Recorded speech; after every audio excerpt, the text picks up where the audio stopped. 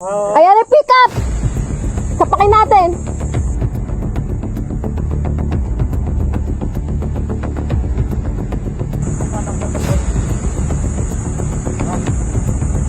Sorry, ano?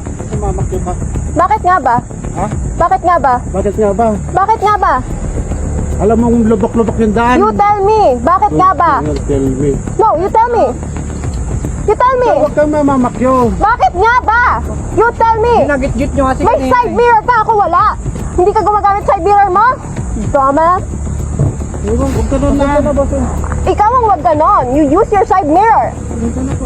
Bitches. Nagmotostick ko nila. Kung ganyan ka pa, sira ulo. Wala. Pwede mo nga yung fucking plate number yan. Sorry po. Mayos ka.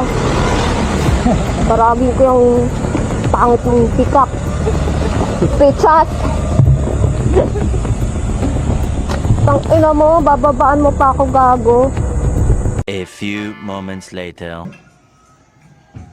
Well, haharapin natin talaga. Ganun yun. Earlier, di po namin naabutan si Kuya Jimmy Pascual sa bahay niya at sa work niya to personally apologize. So, I would like to take this opportunity to say sorry to Kuya Jimmy for what I've caused. Na-feel ko na po yung mundong maraming galit and ayoko na pong maulit po yun. Again, sorry po at pasensya po ulit. Maraming salamat po. Calling to Yana for this live on FB. Actually, napanood namin na bumalik ka dito sa Zambales para humingi ng personal apology. Unfortunately, hindi kayo nag-usap ni Kuya.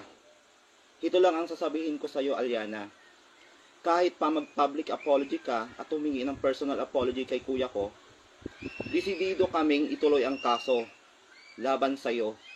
Dahil unang-una, in-expose mo ang pamilya namin. Kapwa tawad na lamang po tayo at tanggapin ang mga susunod na nagaganap.